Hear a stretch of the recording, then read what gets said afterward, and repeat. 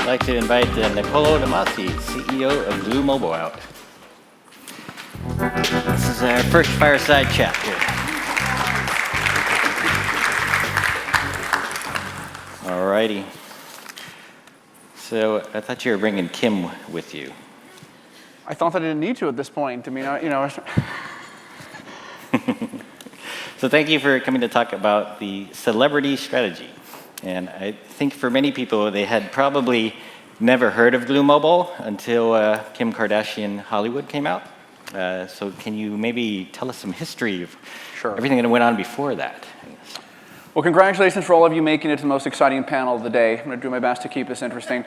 For those who haven't heard the story, and it's probably been recited a few times on broadcast TV, I approached Kim in actually early 13 about the prospect of working with her and taking her IP and brand power and social power and effectively infusing that with a game engine that we had proven out as already being successful around the concept of fame. We had a game called Stardom the A-List and Stardom Hollywood, which we'd put out in 2011 and 2012. And I suspected that there'd be possibly a great marriage between her strengths and ours in monetizing effectively her social audience through gaming. And so we began collaborating in about the middle of 2013. Game came out in 2014, and obviously it's become a cultural phenomenon because I believe we've created a new category of interactive entertainment in a lot of ways. It's a living and breathing game that is based around a person coaching you from effectively D-list to A-list.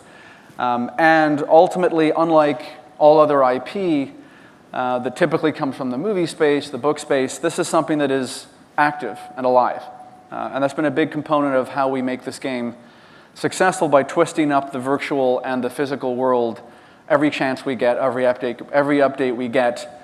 We try and follow her around the world. We try and keep it current with what's happening in her life. And it makes players feel closer to her. Instead of having to wait for Sunday night to see the show, you can interact with Kim's world 6 times a day. 5 or 6 times a day for 5 or 6 minutes a day is about the average player experience that we find. There's obviously a big roadmap of celebrity games that Glu is building, and that's probably what Dean wants to talk about for us this session. But Kim and I have been the innovator for this category, and we think it's very much here to stay. So how many games did you have before that, like in the portfolio?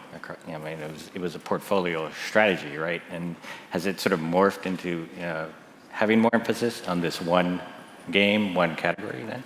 So Glu's been going since 2001. We've been public since March of 7. We build about a dozen games a year. We are always believers that sort of betting it on 2 or 3 games a year is probably a little risky. And so we've been bouncing around the low double digits for the last 5 years. A lot of our games, Dean, used to actually be very male, very shooter. Gun Bros, Contract Killer, Funland Commando, Deer Hunter, Racing Rivals. This is where the bulk of our revenues were prior to the Kardashian game coming out. In a lot of ways, the Kim game is taking the best of both worlds. So we are merging some of the best, let's say more hardcore game mechanics with a very broad audience. And her social following obviously is very tech savvy, it's very mobile forward, and it translates quite well over to mobile gaming engagement. Into the future, yes, we've signed deals with, I've announced 650 million celebrity social followers that we have now signed partnerships with. I said on our analyst day, that's an interesting stat where I guess it sort of distinguishes your celebrities, I guess, from some of the other companies that are competing and copying now are signing up, I guess. Yeah, well, we're signing the biggest ones, Dean. So if you want a chance at a $100 million plus celebrity game, we feel that we're the premier partner. And so people like Katy Perry, Nicki Minaj, Britney Spears, Kylie and Kendall Jenner, all of them are signed up to the Glu pipeline. And Jason Statham's our first male partner. So the game mechanics will vary, right? That's not going to be all the same, call it narrative RPG engine. The Jason Statham game is obviously going to be a shooter. But ultimately what we think is unique about our approach is we're turning around the the 10-cent philosophy of take big social audience and social networking service and build games on top of it.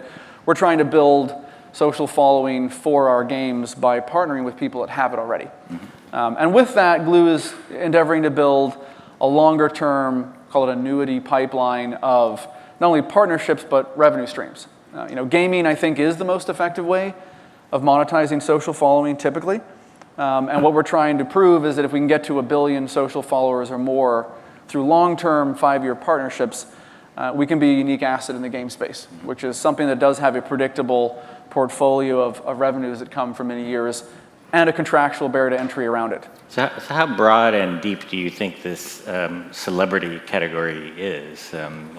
We saw League of Legends come out, and all of a sudden the MOBA category was established, but there's a handful of titles that are successfully competing in that category now. Yeah, one of those big questions for our whole sector, right, is it a winner-take-all category? Is it one where multiple titles can succeed at the same time? I actually believe that it will prove out to be not a winner-take-all category. Certainly it'll be a winner-takes-more category, but when you stand back and look at the concept of people and fame, personalization of the media space, you can see it in all categories. Whether you're in the sports space, you're a TV actor, you're a reality star, musician, everybody's creating a personal brand, and fame is one of the oldest ideas around. And I'm sure it'll be around for the next 100,000 years as well. So to me, it's really about trying to drill into the unique brand affinity and the unique mechanics that will allow multiple games to sit alongside each other and not cannibalize and compete directly. So if you look at the top 3 grossing games on the app stores, you find they have a lot fewer games, and I wonder how long that situation is going to last. And does it sort of make you consider the strategy in a different way in terms of doing a portfolio of games, like having a bunch of games? So we're leaning into the celebrity pipeline largely because of this suppression of, let's say, installs in the top free charts that we've seen in the last year. There are some people that can spend a lot of money effectively acquiring users, to use our favorite vernacular, paid marketing spend. You've seen in some ways fewer games in the top 100 free apps than any time the past 5 years, certainly the Apple charts. Some of that might be that we are not surprising and delighting audiences to the same extent as we once did. Some of it is due to the people that can spend large amounts of money on high LTV installers and so on. One of the reasons why we like the celebrity partnerships so that we get effectively a permanent marketing asset. So unlike a movie IP where there isn't really much social following, if you partner with someone who has 100 million social followers, you have effectively inbuilt promotion. And so I'm expecting that we'll be able to see all of our celebrity games do well in the top free, do better than games would otherwise.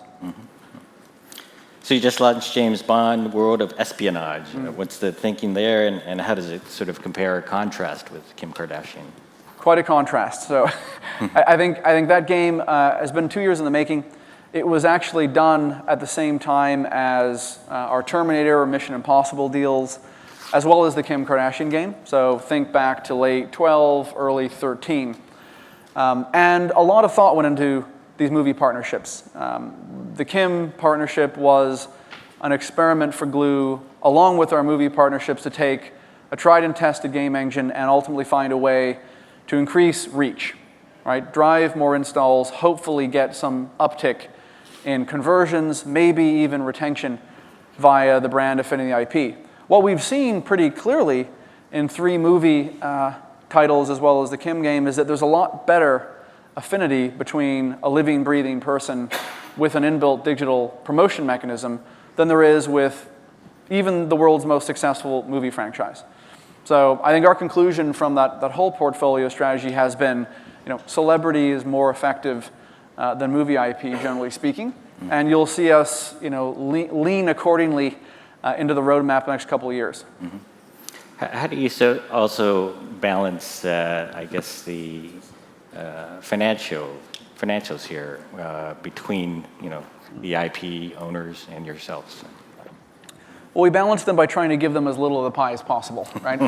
But the reality is, you want an incented partner, right? So we haven't disclosed exact royalty shares with Kim or any of our partners, but if you look at our quarterly results, you can see that we're paying 10, 11, 12% of our revenues in royalties every quarter, something like that, around about the 10% number.